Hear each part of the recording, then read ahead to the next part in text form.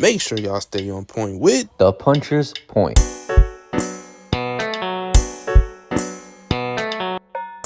Serrano versus Katie Taylor, Dallas, Texas, AT&T Stadium for the undisputed super lightweight titles. Let's go. If anything, this really should be the main event right here instead of the joke fight that we had with Joke Paul and Mike Tyson. That's tomorrow. Y'all get prepared for that. But instead, we got the true main event. Yes, y'all. It's AT&T Stadium. We got the one and only Katie Taylor versus Amanda Serrano 2. I know the first fight ended in controversy, and now we all the way back to second gear. So, without further ado, let's just jump straight into it. Let's start off with Amanda Serrano. Amanda Serrano, probably one of the top female boxers in today's. I mean, you look at her resume, look at all the fights she had. She can go down as one of the Hall of Famers. And honestly, like we said in the past, Amanda Serrano can do it all. She can box. She's shown that she can still get stoppages all the way up today and to now. I know a lot of people like to kind of question about her power and her pop on her punches and see if she still got it. Does she still have that dog in her? Does she still have the ability to get stoppages, which she's shown she has? She can box you. She can strike with you. She can brawl with you. She can do it all. She can go to your body. She can cut the ring off. Although I will say too, a lot of people tend to forget how much she do go to her body because she does go to the body a lot. Not only that too, her jab. I think people tend to underestimate her jab. Sometimes so does her opponents, and I think because sometimes some of her opponents underestimate her jab, I think that's what leads Amanda Serrano into getting so much success in the inside. Sometimes a lot of success in the outside because of how good she's able to use that jab too. But another thing to also note about Amanda Serrano, although she can box with you, although she does have some nice straights and she can cut the ring off on you, and she can all go all around, and she does have some nice hand speed on her. You know, as far as Amanda Serrano too, is that we've seen that if she's in there with somebody that's a good counter puncher, they have a good chance of you know almost putting a certain kind of pressure on her, and not only just like a mental pressure, but more so of a physical pressure. That kind of pressure that does make you tend to want to second think, and even sometimes when Amanda Serrano does want to trade, she want to throw those fast punches and whatnot. It can lead her to be counter punch. So as far as a weakness for Amanda Serrano, I would say counter punching. I will say this though. Amanda Serrano can counter punch too, but at the same time, she can be counter punched too. So in the fight of this magnitude, which we seen in the first fight, which some people thought that she won, you gotta basically play your cards correctly. It's kind of like O'Shaquie Foster and Robertson Casaccio. Um, you don't wanna basically go in there and punch yourself out, but you don't want to go in there either and be too laid back. You don't want to be on the too much on the defensive end that you don't get enough on the scorecard. So that would be my breakdown for Amanda Serrano. I mean, unfortunately, this has to be the co-main for Jake Paul and Mike Tyson, or Joke Paul and Mike Tyson, as you would like to say. However, there is a silver lining to this being the co-main event. You see, because Jake Paul and Mike Tyson are being taken place at AT&T Stadium in front of 20,000s of people, you can make an argument that this is a very good fight for women's boxing because it has more notoriety. 19,000, I believe it was, at Madison Square Garden when they fought the first time, and it was hyped up as the greatest women's fight of all time before the fight, and after the fight, it lived up to the expectation and more. Now we get to see it again in Dallas, Texas, in front of an even bigger crowd, in front of a whole stadium of people. So I do think that's really, really good for women's boxing. Now, as far as Amanda Serrano has been known to be an aggressor. Throughout most of her career, she's known to be an aggressor. She's been the one who is able to push the pace. What I like about Amanda Serrano is you mentioned it first. She's a great body puncher. She really is. And I mean, back when she was, I don't want to say she's not in her prime now, but back when she was really in her prime and she was really, just grinding the gears and everything like that, a lot of her body punches would create a lot of knockdowns. And on top of that, she would basically wear her opponents down with those body punches. If we go back to the first fight that she had with Katie Taylor, the body punches was a great tool that she was using. And I feel like that was a tool where when she got into the inside, she was able to capitalize on like Katie Taylor. Now, the other thing about Amanda Serrano is she's got power in both her hands. I really like her right hook, but her overhand left is also a very good punch as well. And the thing is with Amanda Serrano is a very, very versatile puncher, and she's a very versatile power puncher. She's never going to stop coming forward. Amanda Serrano is that type of fighter that if you give her any room to come forward, she's gonna do it, regardless. That's the way she fights. She is a hunter. Now, with Amanda Serrano, she, like you said, she can box with you, she can punch with you. Let's not forget too, Amanda Serrano also did MMA. Why is that relevant to a boxing fight? Well, in MMA, there's a lot of clinching. Amanda Serrano was very good at breaking clinches. I mean, if we go back to the first Katie Taylor fight, there was a point where she really had Katie Taylor rocked and stunned, and it looked like she was going to knock down Katie Taylor. And there was a moment, if you remember, where Katie Taylor tried to clinch her, and Amanda Serrano broke the clinch. And I would like to think that having that ability was built based off of MMA. A lot of the times you're going to be in the clinch. A lot of times people are going to try to throw knees at you, and you got to make sure you break that clinch. Now, as far as the weaknesses for Amanda Serrano, there isn't very many. But if I had to point to one, you mentioned it. I mean, you hit it hands on.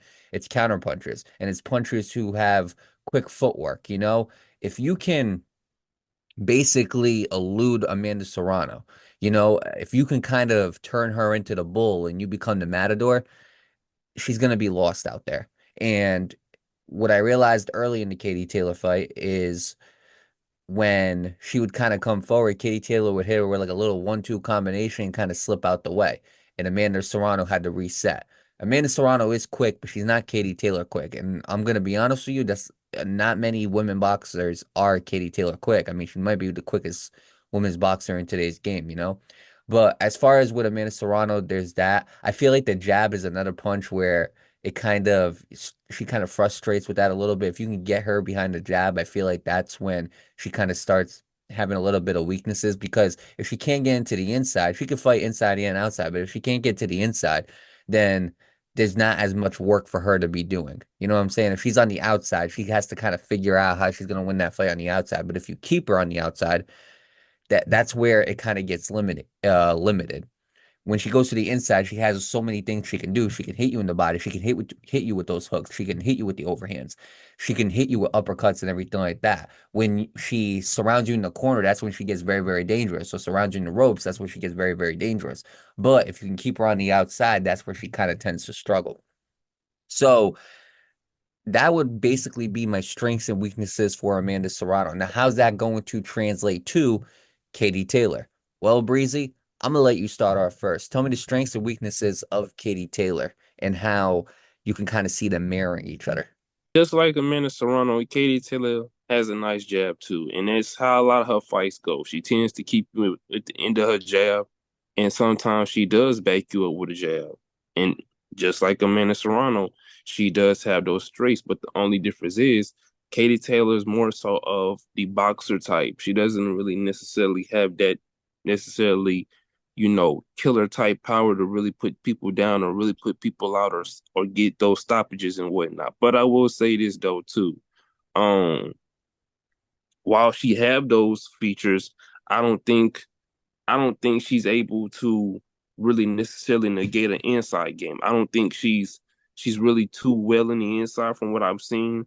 I've seen times where she'll try to get in the inside with, the women, and they'll be going to her body or to come up with those uppercuts.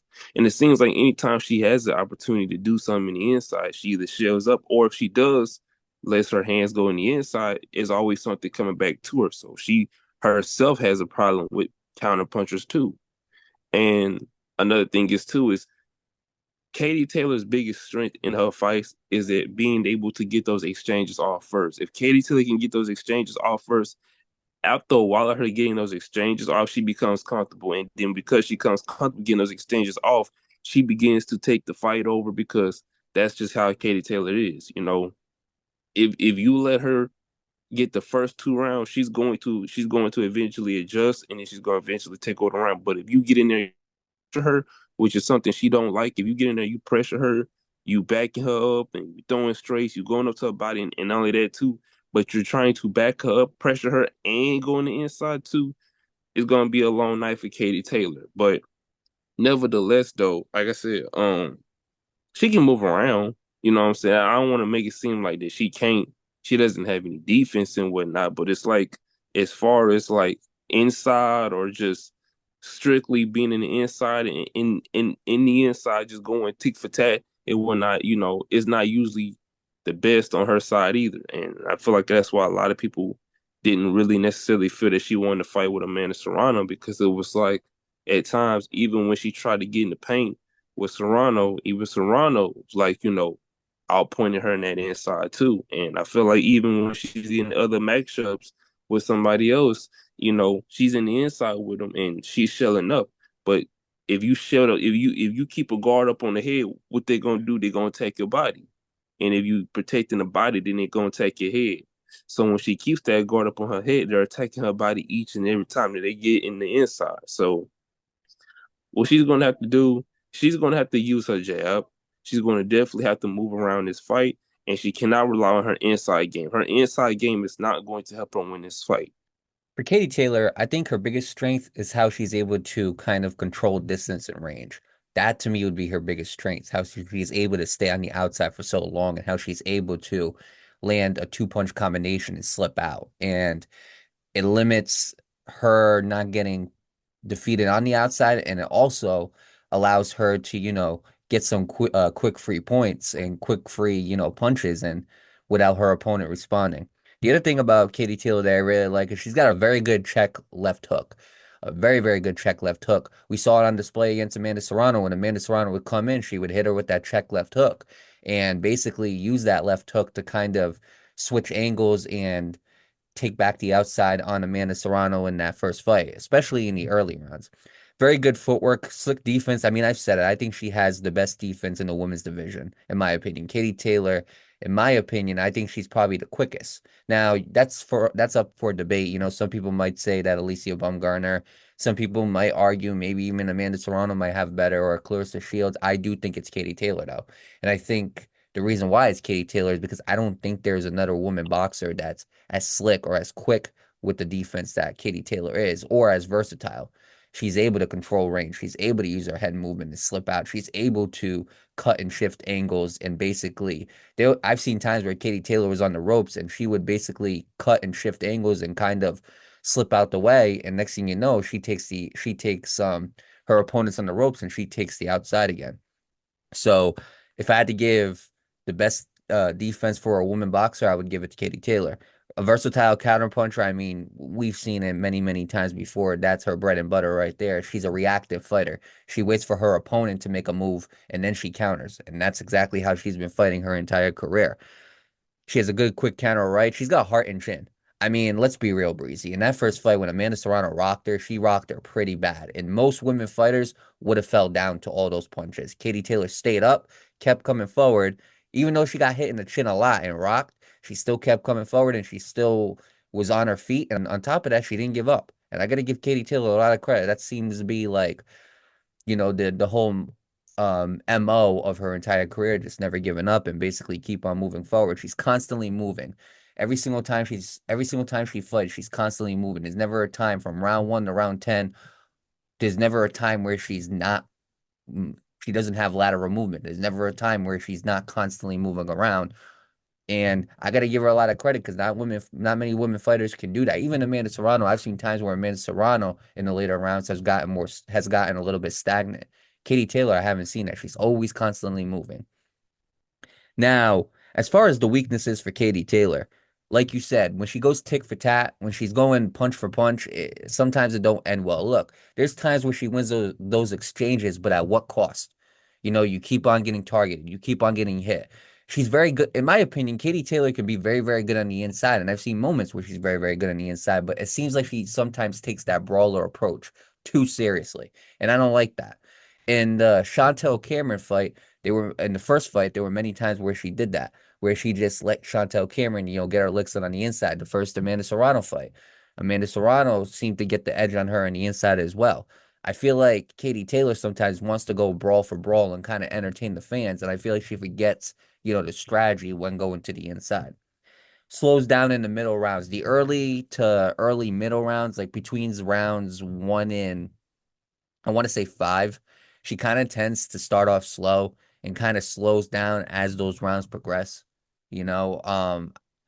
And overall, with somebody like Amanda Serrano, she did it in the first fight. You can't do it again. You know, in the first fight, with the way the cards were looking, everybody was saying that, Amanda Serrano took the early rounds and Katie Taylor had a late surge and ended up winning. And obviously it's a controversial win. A lot of people think Amanda Serrano won that fight, and if they did, I can't argue with that. You know what I'm saying? I'm not saying she did or she didn't, but I can't argue with the first fight. However, in those early rounds, Katie Taylor started off very, very slow. And I feel like if she's gonna win this fight, the second time around, she can't start off slow in those early middle rounds. I think those are gonna be the most important because if she does the same thing she did in the first fight, I think Amanda Serrano is gonna take advantage of those late rounds a lot better than what she did in the first fight. She tends to struggle with fighters who can jab and move. Chantel Cameron, that was her approach in the first fight. I'm going to jab, I'm going to move, and I'm not going to give you a chance to counterpunch. I'm going to make sure that every single time I land an attack, it's going to be a 1-2 punch combination. I'm going to slip out. I'm not going to give you the time to hit me, to counterpunch me. I'm going to make sure I control the range on you. And Chantel Cameron did a very good job of that in the first fight. And then last but not least, if you can cut the space and you can kind of cut the angle on Katie Taylor, she ends up getting caught up in the ropes or the corner. Now, what I mean by that is when Katie Taylor is fighting, she's very good at cutting angles. However, the thing is, because Katie Taylor is so elusive and because she moves around a lot, her whole her whole strategy is I'm gonna hit you with a 2 and 3 punch combination and I'm gonna move around you so you don't have a chance to hit me. Well, here's the thing. If you can mirror her, if you can stop her from cutting that angle, and you can stop her from basically allowing her to gain more space, she gets caught up on those ropes. And when she gets caught up on those ropes, it doesn't end well. It happened with the Chantel Cameron first fight. It happened with the Amanda Serrano first fight. Even Delphine Pursoon. Delphine Pursoon, that was more of a pressure fight. And Delphine Pursoon kind of beat her a little bit on the inside with pressure. But overall, for the most part, when it came to Serrano and it came to Chantel Cameron, there were moments where they didn't do it a lot, but there were moments where she would try to cut that angle, and because Chantel Cameron was preventing her from going in that direction, and because there were times where Amanda Serrano was doing the same thing, she got caught up in the ropes, and she had to clinch or she had to find a different way to get out of those ropes. So with that being said, all right, I'm going to give my keys to victory as I'm giving the prediction, and then I'm going to say who's winning. But as far as the actual betting odds that we're going to get to right now, Katie Taylor is the favorite. Amanda Serrano is the underdog. Katie Taylor is a minus 178 favorite, while Amanda Serrano is a plus 144 underdog. The most common method of victory they're saying is Katie Taylor by points of decision, which is at minus 135, followed by the second, which would be Amanda Serrano by points of decision at plus 230. So with that being said, they feel like it's going to be Katie Taylor going the distance.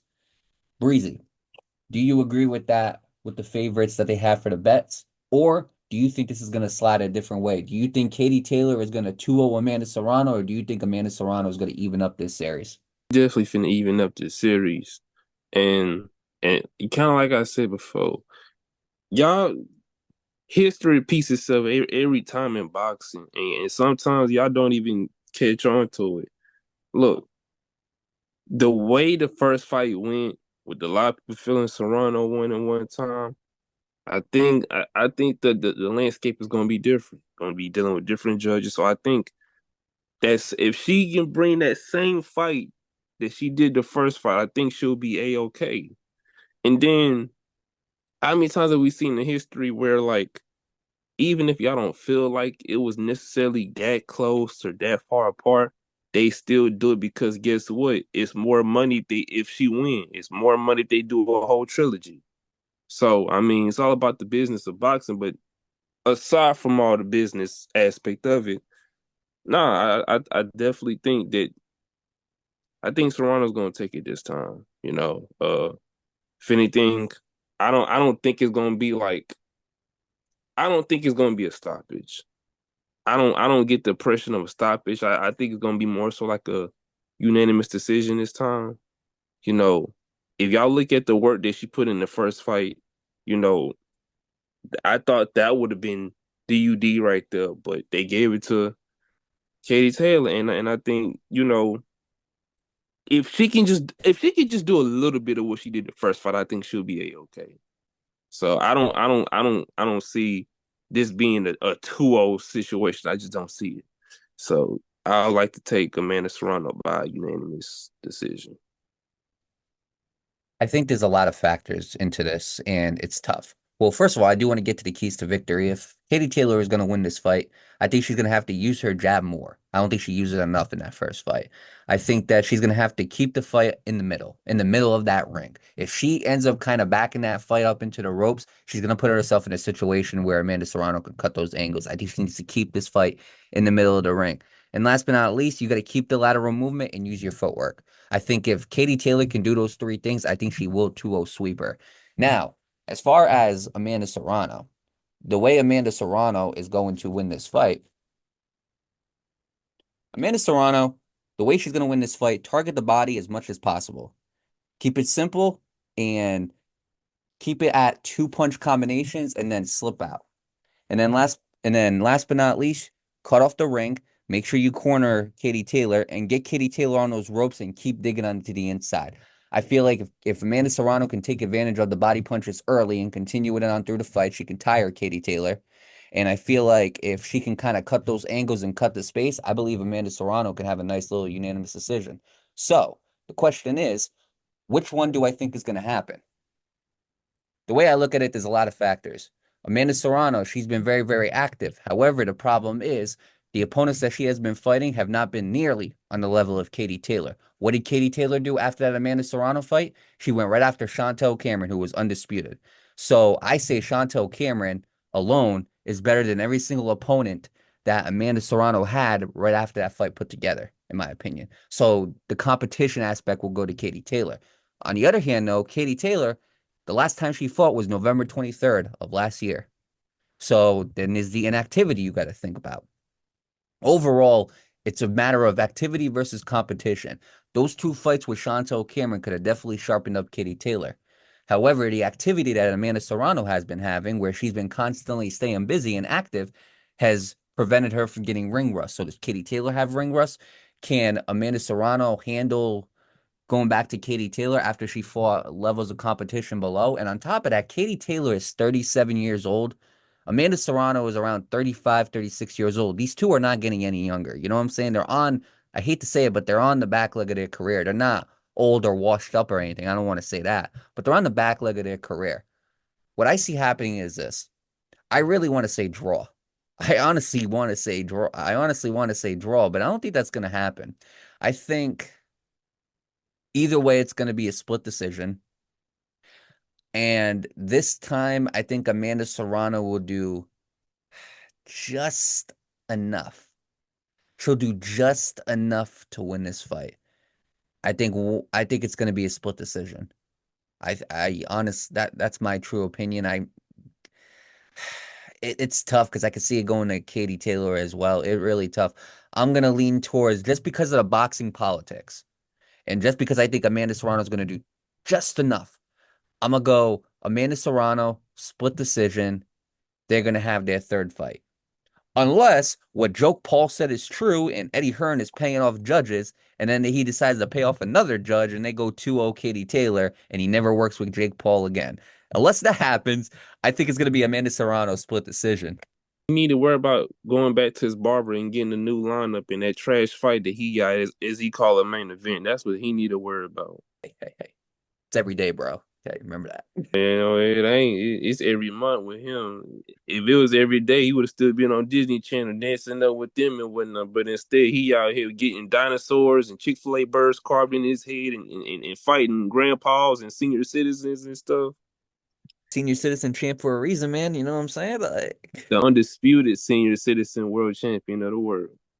I forgot about that part. Undisputed. Can't forget Undisputed. The co-main event of Jake Paul versus Mike Tyson, November 15th, AT&T Stadium, Dallas, Texas. Undisputed super lightweight championship of the world. These two women boxers, I mean, they had probably the greatest women's boxing fight of all time in the first fight. I expect nothing but fireworks. His second fight, honestly, I can't wait for it. This to me is the main event. This is the true main event, okay? Because I'm sorry, Jake Paul and Mike Tyson are not topping this. It's not going to happen. So, overall, Amanda Serrano, Katie Taylor, that's the fight that y'all definitely need to tune into. And I mean, Katie Taylor is number 2 pound for pound. Amanda Serrano is number 4. That's the equivalent of having Canelo Alvarez versus Terrence Crawford, except the only difference is, unlike that fight, this fight actually makes sense. So, with that being said, Friday we are going to come back to you guys with Mike Tyson versus Jake Paul, unfortunately. This is going to be a very, very busy week for us. However, after this week, we get cruising. You know what I'm saying? We're going to make sure we keep on giving you guys content. We're going to keep on making sure we stay active for y'all.